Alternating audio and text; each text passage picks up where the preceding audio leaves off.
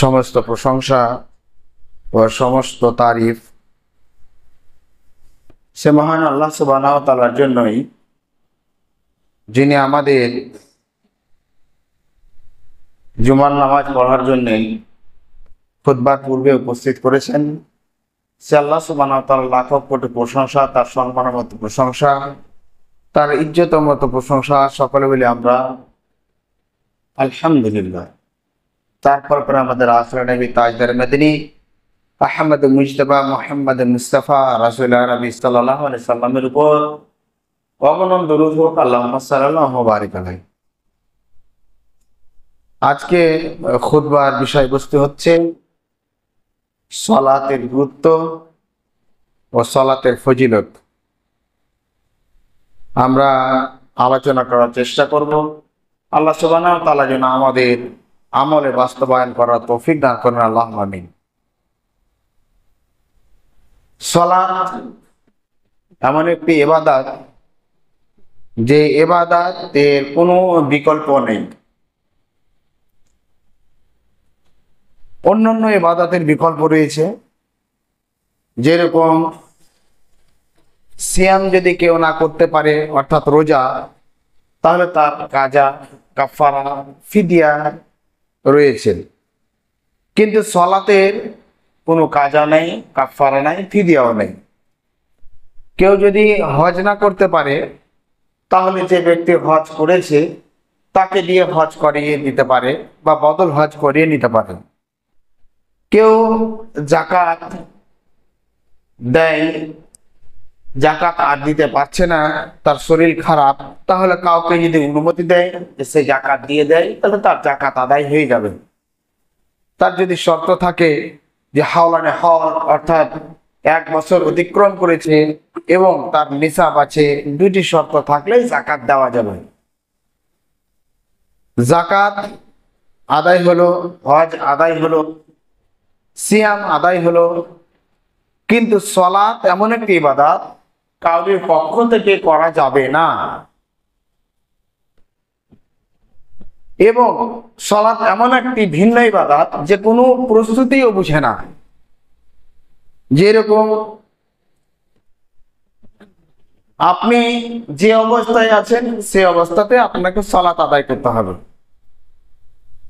আপনি সিয়াম পালন করতে পারছিলেন না, আপনার অবস্থা, আপনি কাজা কাফারা দিলেন, কিন্তু সালাত আপনার কাজা কাফারা লাগে না। মাসআলাটা ভালো করে শুনবেন, খুব মন দিয়ে শুনবেন। যে মৌলভী সাহেব, যে মুফতি সাহেব, যে কারি সাহেব, যে ইমাম সাহেব, যে মুবাল্লিগ সাহেব, যে তাবলিগ করে তাকে মুবাল্লিগ বলে। আপনি আবার মনে করিয়েন না যে তাবলিগ জামাতকে গালি দিল। আপনার মাথায় তো আবার অন্যরকম সেট হয়ে আছে। তো যারা মুবাল্লিগ, যারা দাওয়াতের কাজ করে, পৃথিবীতে যে কোনো লোক এই ফতোয়া দিয়েছে, এই ফতোয়া ভুল, ফতোয়া ভুল, ফতোয়া ভুল, যে সালাতে উমরি কাজা হয়। অর্থাৎ আপনি 25 বছর পর্যন্ত সালাত আদায় করেননি, তো আপনি আজ থেকে নিয়ে ডবল সালাত আদায় করতে শুরু করেন। অর্থাৎ 50 বছর যখন বয়স হবে আপনার সালাত আদায় হয়ে গেল, আপনি গুনাহ থেকে মুক্ত হলেন। এটা ভুল কথা, ভুল ফতোয়া। আপনি 50 বছর বাঁচবেন কি বাঁচবেন না কে জানে। আপনি 30 বছর সালাত আদায় করেননি, আপনার 30 বছর আপনি সালাত আদায় করেন, তাহলে আপনার সালাত আদায় হয়ে যাবে। এটা ভুল ফতোয়া। কি হলো? এই সালাতের একটাই সিদ্ধান্ত, চূড়ান্ত অবস্থা, সেটা হচ্ছে তওবা করে আল্লাহর কাছে আত্মসমর্পণ করে আপনাকে মিটিয়ে নিতে হবে। আপনাকে কাজা দিতে হবে না, কাফারা দিতে হবে না, ফিদিয়া দিতে হবে না, আপনার বদলে কেউ করতে পাবে না। আপনি 50 বছরের লোক, 50টা লোককে আপনি বললেন যে 1000 করে আপনারা মানে একটা করে লোক, 50টা লোক আপনারা পড়তে শুরু করেন, 1 বছর পরে না আপনাকে এত টাকা করে দিব, কোনো ব্যবস্থা নাই। শুধুমাত্র একটাই ব্যবস্থা, সেই ব্যবস্থা হচ্ছে তওবা করে আল্লাহকে খুশি করে আপনাকে পুনরায় সালাত আদায় করতে হবে। এর কোনো কাজা কাফারা নেই। আমরা ক্লিয়ার হলাম? সালাত যারা আদায় করে না তাদের ইসলামের মধ্যে কোনো হক নাই। লা হাদ্দা ফিল ইসলাম মান তারাকা সালাত, যে ব্যক্তি সালাত ছেড়ে দিয়েছে তার কোনো হিস্সাই নাই ইসলামের মধ্যে। তার বিবাহ যদি হয়ে থাকে, বিবাহ তালাক হয়ে গেছে, সেই যদি মারা যায় তাহলে তাকে কবরস্থানে গোসল দেওয়া যাবে না। সেই যদি মারা যায় তাকে কবর গোসল দেওয়া যাবে না। সে যদি মারা যায় তার জানাজা হবে না। সে যদি মারা যায় তাহলে তার বাবার অংশ সে পাবে না। এক কথায় তার কোনো হক নাই যারা বেনামাজি।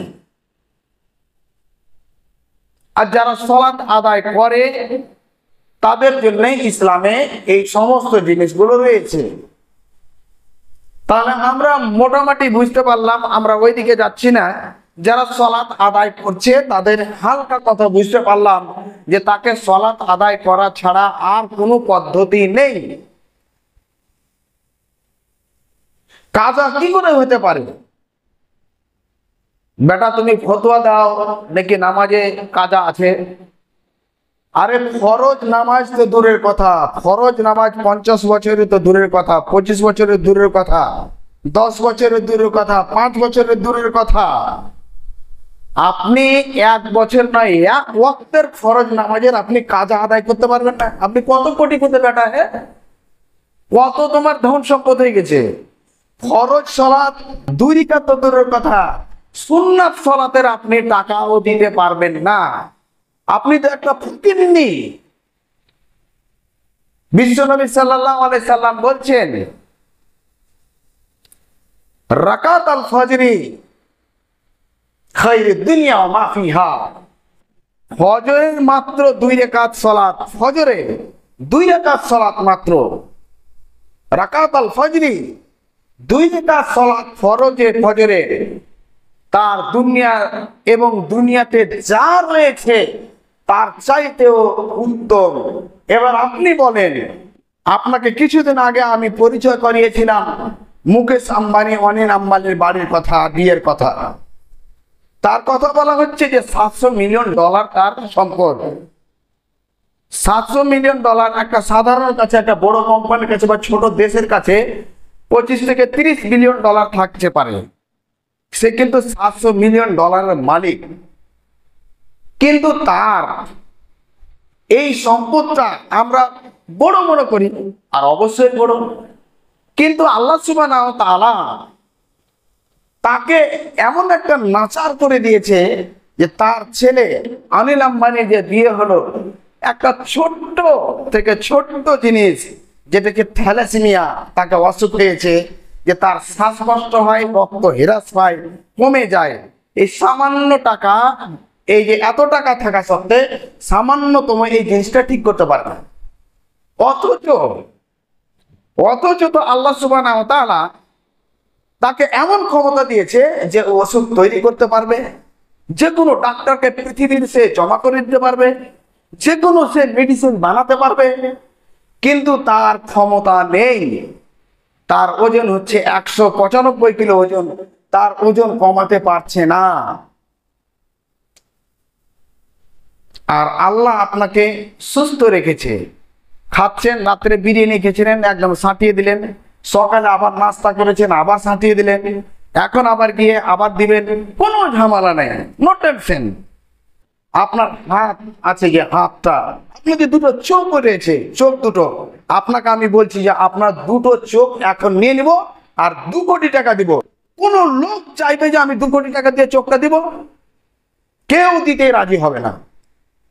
যে আমি দুনিয়ার সব ছেলে মেয়ে, আত্মীয় স্বজন, পাড়া প্রতিবেশী, আমার মা বাবা, স্ত্রী, বাচ্চা, কাউকে আমি দেখতে পাবো না। আল্লাহ আপনাকে 2টো চোখ দিয়েছে, শুধুমাত্র যদি আপনাকে যদি বলা হয় যে আপনার জিভার স্বাদটা নষ্ট করে দেওয়া হবে, একটা ইনজেকশন দিচ্ছে, শুধু আপনি যতদিন বাঁচবেন আপনার জিভাতে কি ঝাল, কি টক, কি মিষ্টি, কি আপনি বুঝতে পারবেন না। আপনাকে একটা ইনজেকশন দেওয়া হচ্ছে আর আপনাকে 5 কোটি টাকা দেওয়া হচ্ছে, আপনি নিবেন? আপনি নিবেন না। আল্লাহ আপনাকে কত রকমের জিভার স্বাদ দিয়েছে বলেন তো? আপনি ঘি খাচ্ছেন, ছানা খাচ্ছেন, পনির খাচ্ছেন, কত রকম, চিকেন ফ্রাই, কাবাব, কোফতা, কোরমা, কিমা, রুস্ট, মোতালজাম, বিরিয়ানি, পোলাও, জারদা, কত রকমের কি জিনিস রয়েছে। আর আপনার প্রিয় কথাটা তো বললাম না, যেটা গুটকা, বিড়ি, তামাক, খৈনি, নস্যি, সবই বুঝতে পারছেন এই জিভাতে। তো একবার ইচ্ছা হয় না যে আমি আল্লাহ আমাকে এত জিনিস দিয়েছে, এত সম্পদ দিয়েছে, তা আমি আল্লাহর সামনে আমার মাথাটাকে নিচু করে, আপনার একটুকুও মনে যায় না আর আপনি নাকি মুসলমান? কে বলেছে আপনি মুসলমান? আপনাকে বলছি শুনেন, বিশ্বনবী সাল্লাল্লাহু আলাইহি ওয়াসাল্লাম বলছেন, মান তারাকা সালাতা মুতাআম্মিদান ফাকাদ কাফার ফালিয়াতাবাহু মাকাদাহু মিনান নার। যে ব্যক্তি জেনে শুনে সালাত ছেড়েছে, ওই ব্যক্তি কাফের, কাফের, কাফের, তার ঠিকানা হচ্ছে জাহান্নাম। আপনি তো জেনে শুনে ছাড়েন যে আমি যাই না, আর আপনাকে কে মানা করে যে যেতে হবে না বলে? আর আমরা যেগুলো নামাজ পড়তে এসেছি, ভুল কথা। আপনারা যে নামাজ পড়তে এসছেন, বা আমরা নিচে উপরে যতজন নামাজ পড়বো, আমরা নামাজ পড়তে আসিনি, আমরা জুমা পড়তে এসেছি। আমরা জুমা পড়তে এসেছি। আমরা যদি জুমা পড়ি, নামাজ যদি পড়তাম তাহলে আসর ওয়াক্তে আসতাম, নামাজ যদি পড়তাম তাহলে ফজর ওয়াক্তে আসতাম। কিন্তু আমরা এখান থেকে যাওয়ার পরে আর নামাজে আসবো না। আমরা জুমাতে জামাত করতে এসেছিলাম, জমা হয়েছিলাম, জুমা জামাত থেকে জমা হয়েছিলাম। এটা আপনার ভুল কথা।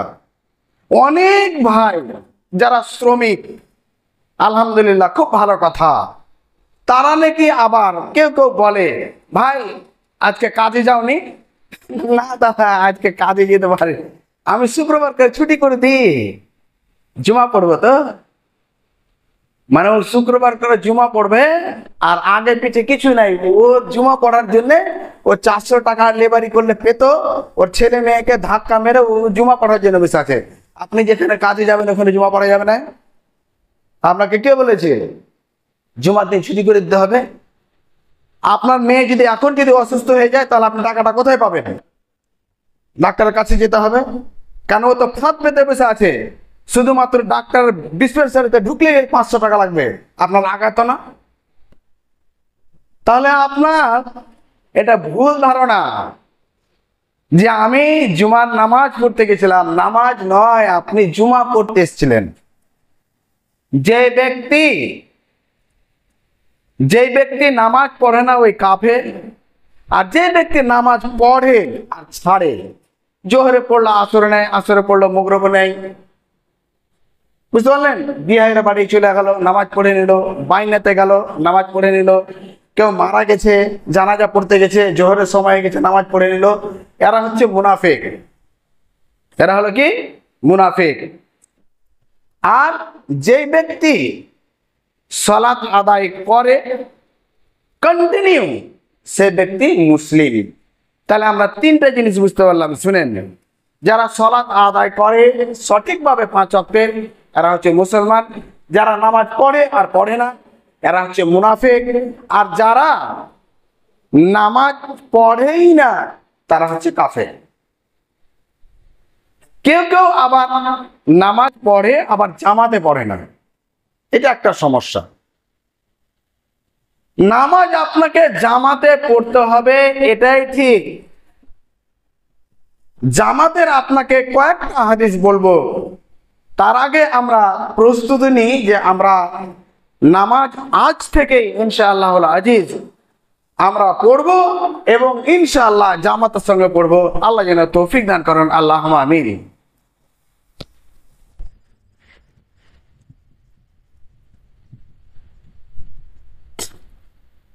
আলহামদুলিল্লাহি ওয়াহদা ওয়াসসালাতু ওয়াসসালামু আলা মান লা নাবিয়্যা বা'দা, আম্মা বা'দ।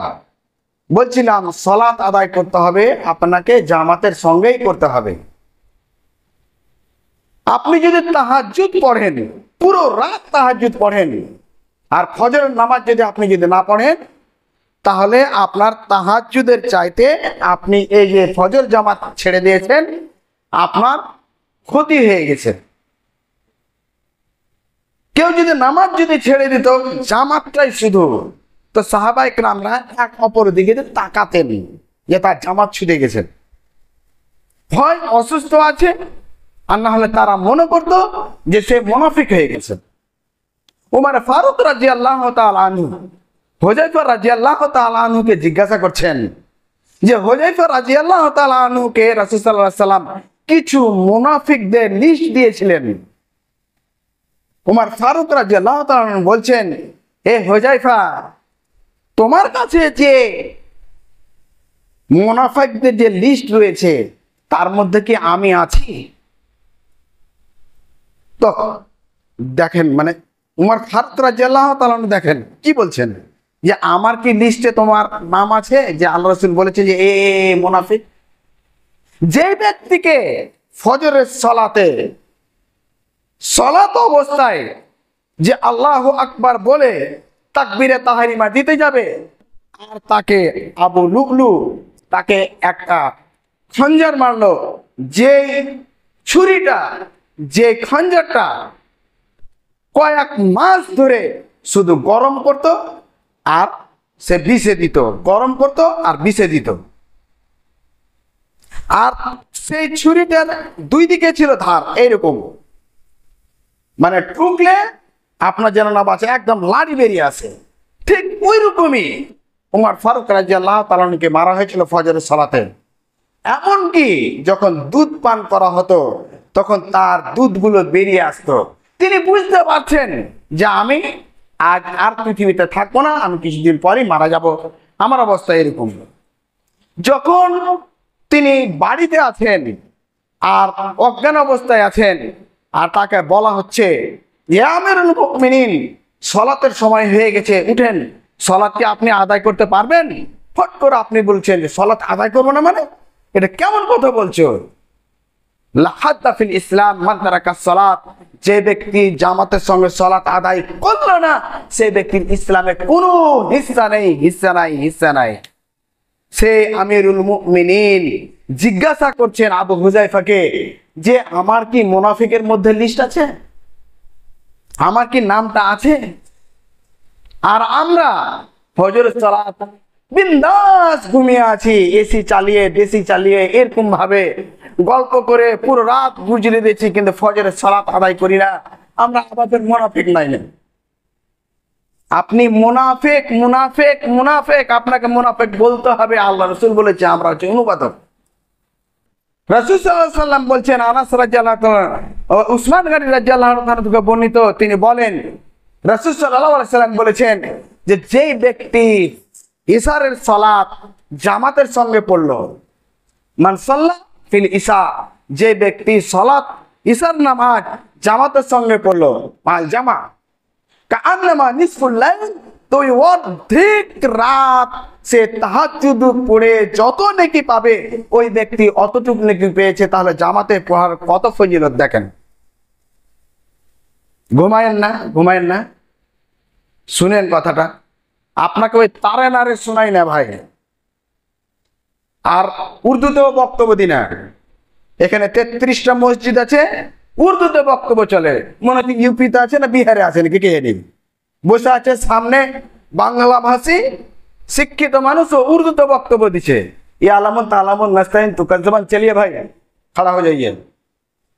আপনাকে বুঝাতে চেয়েছি সালাতের গুরুত্ব, জামাতের গুরুত্ব।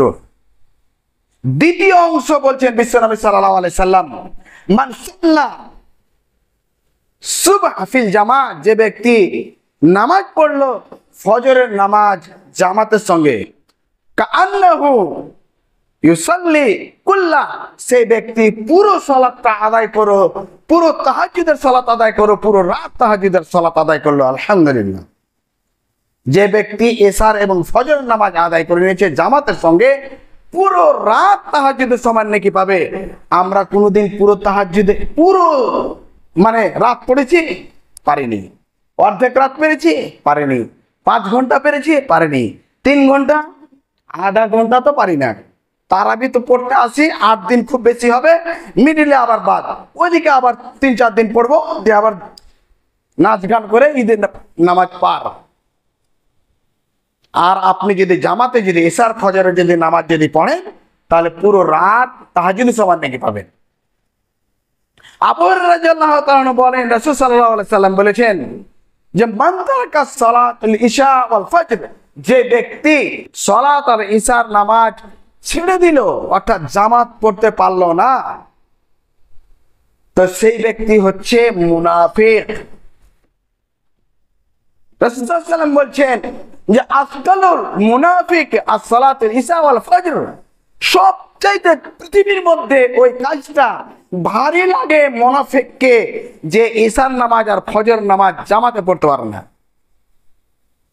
এবার আপনি বলবেন যে আপনি মুনাফিক কে না মুনাফিক, আপনি ওটা ফয়সালা করবেন। আপনার মন অন্তরে যে আছে তাকে জিজ্ঞাসা করেন যে আমি মুনাফিক নাকি।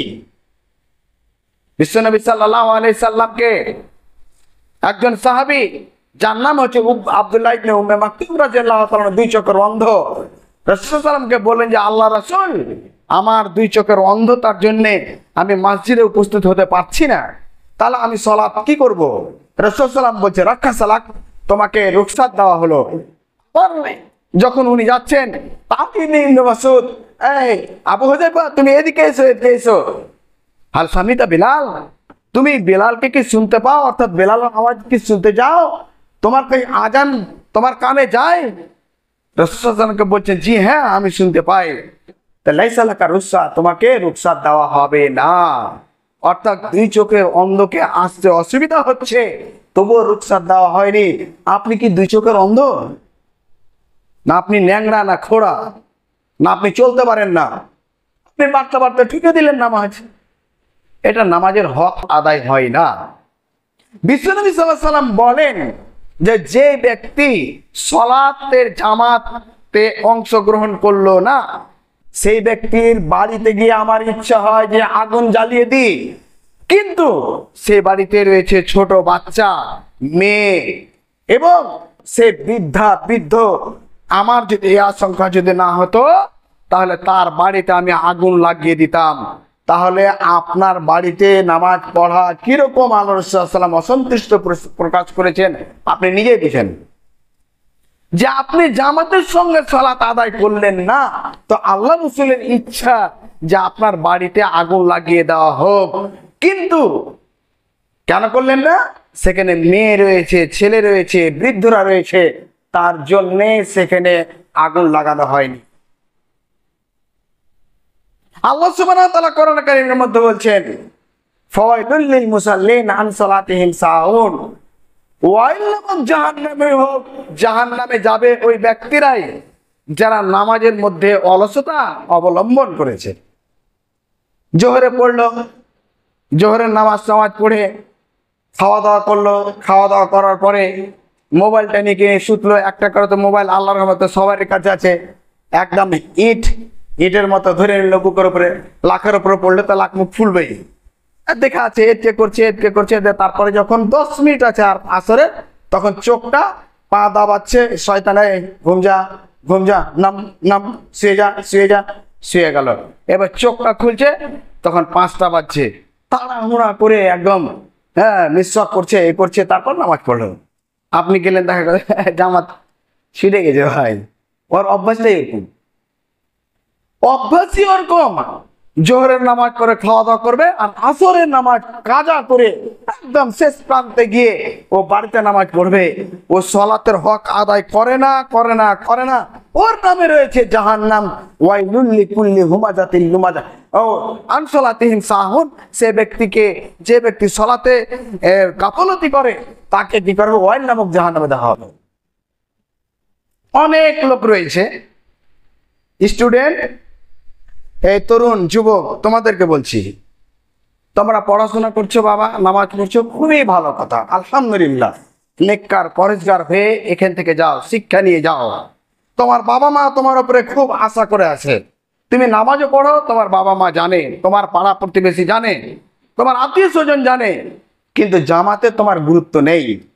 তোমার অসুবিধা, তুমি খেটে, তুমি পড়ে, তুমি কষ্ট করে টিউশন পড়িয়ে তুমি নিজের পেট চালাচ্ছ, পড়ছো, আলহামদুলিল্লাহ। তুমি নিজের উপার্জন করে নিজের পড়াকে চালাচ্ছ, তোমার বাবাকে প্রেসার দিও না।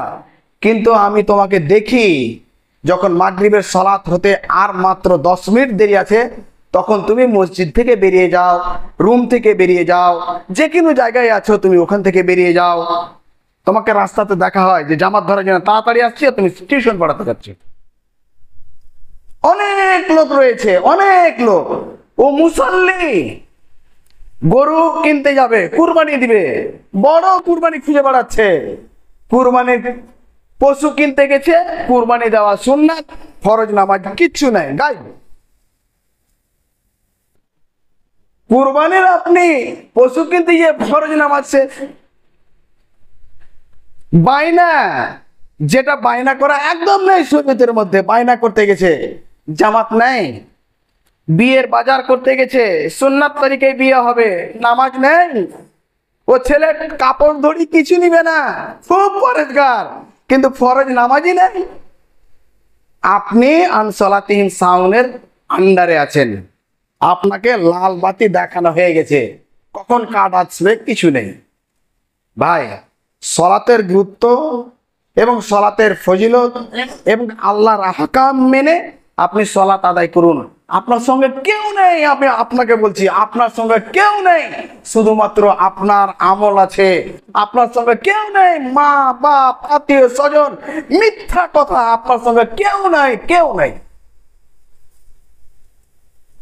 আপনি যে মেয়েটার জন্য পাগল হয়ে আছেন না, আপনার বাবাকে বলছেন, আপনার খালাকে বলছেন যে খালা আমি ওই মেয়েটাকে ছাড়া বাঁচবো না, আমার 6 বছরের রিলেশনশিপ। আপনি আপনার খালাকে দিয়ে আপনার মাকে পটাবেন, আপনাকে বলছে আপনি একটু খালি পরীক্ষা করবেন যে তোমাকে বিবাহ করব না, তোমাকে এমন একটা কথা বলবো যে তোমার পেটে আমার বাচ্চা আছে, তোমার বাচ্চা আমার পেটে আছে, যে তোমাকে ফাঁসিয়ে দিবেন। বলবে বিবাহ করবে না মানে তোমাকে জেলের ভাত খাওয়াবো। একটু একটু শুধু বলে দেখো, তুমি টাকা ইনকাম করবে না, তোমার স্ত্রী তোমাকে ভালোবাসবে না।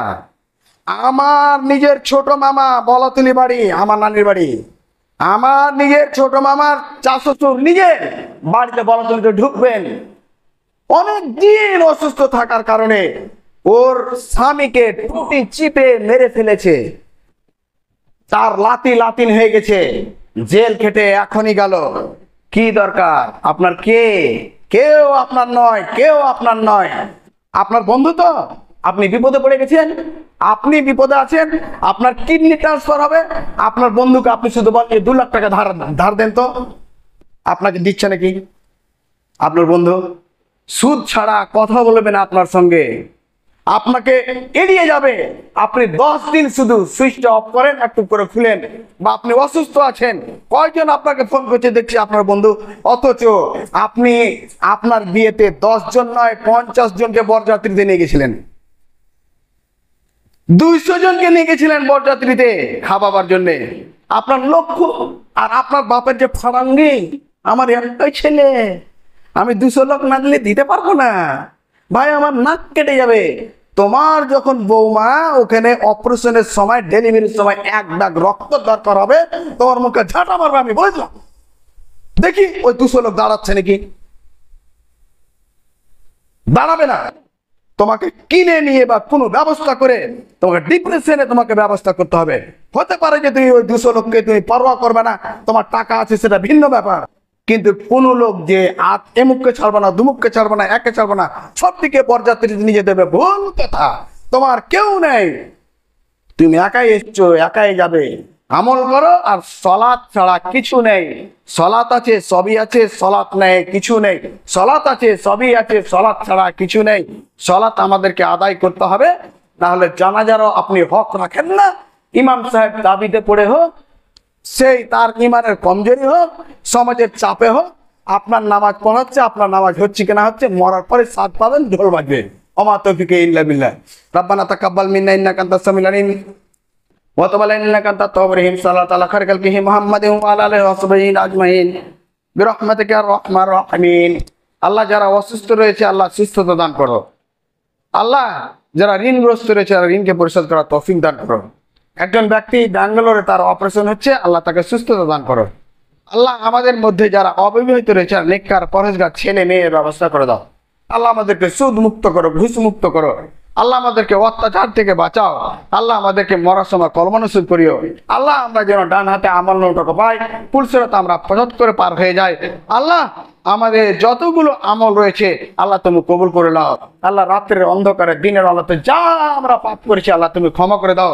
আল্লাহ, আমাদেরকে পাক্কা সাচ্চা নামাজি বানিয়ে দাও। আল্লাহ, জামাতের হেফাজত করার তৌফিক দান করো।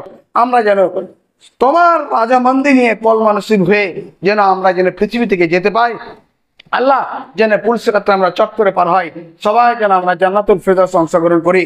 ওমা তৌফিকি ইল্লা বিল্লাহ, রাব্বানা তাকাব্বাল মিন্না ইন্নাকা আনতাস সামিউল আলিম ওয়া তুব আলাইনা ইন্নাকা আনতাত তাওয়াবুর রহিম। সাল্লাল্লাহু আলা খায়রিল খালকি মুহাম্মাদিন ওয়া আলা আলিহি ওয়া সাহবিহি বিরহমাতিকা ইয়া আরহামার রাহিমিন।